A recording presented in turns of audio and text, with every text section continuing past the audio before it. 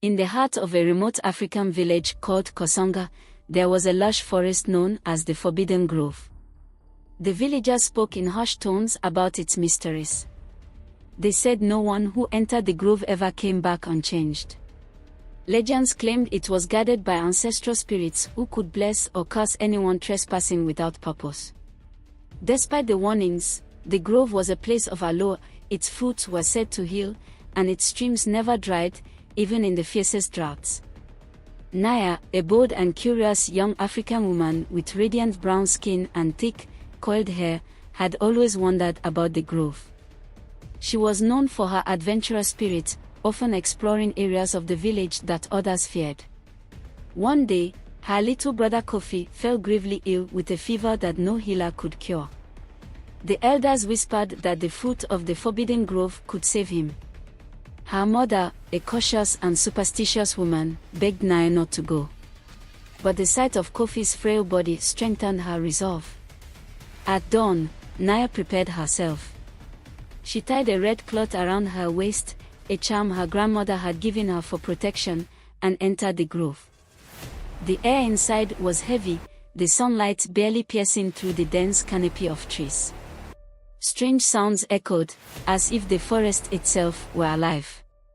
After hours of searching, Naya found a tree bearing the golden fruit she had heard of. She reached out to pluck one, but a voice, low and resonant. Before we continue, we have noticed that a percentage of you are not subscribed. So please hit the subscribe button to support us and share. It really helps the channel to grow. Now back to the video. Stopped her. Why do you come here, child of Kosonga?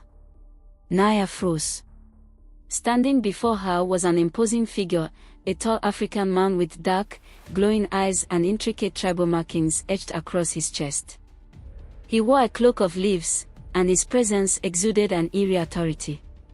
I seek the fruit to save my brother, she replied, her voice trembling but determined. The figure tilted his head, studying her. You come not for greed, but for love. Yet love alone does not grant you passage. He pointed to a narrow path that split into 3 trails ahead. Choose wisely, for only one path leads to salvation. The others lead to ruin. Naya's heart raced. The paths looked identical, but she remembered the words of her grandmother, when lost, trust the whispers of the wind. Closing her eyes, she listened carefully. A soft rustle guided her to the middle path. The figure watched her intently as she walked. The trees seemed to move, shifting to clear her path. At the end of the trail, she found a single golden fruit hanging low on a branch. As her fingers wrapped around it, a surge of energy coursed through her. The air around her grew lighter, and she felt an unexplainable calm. When she turned back, the figure was gone. With the fruit in hand, Naya raced back to her village. The elders were astounded to see her return unharmed. She gave the fruit to Kofi, and within hours, his fever broke, and his strength returned. News of Naya's journey spread quickly, and she was hailed as a hero. Yet, she never spoke of the glowing-eyed guardian or the eerie beauty of the grove. But at night, she often felt the rustle of the wind, as if the spirits were watching, reminding her of the debt she owed to the ancestral protector. From that day on, Naya vowed to respect the power of the grove. It was not a place for ordinary needs but a sacred ground where the line between the physical and spiritual worlds blurred, a place where courage, love, and wisdom were always tested.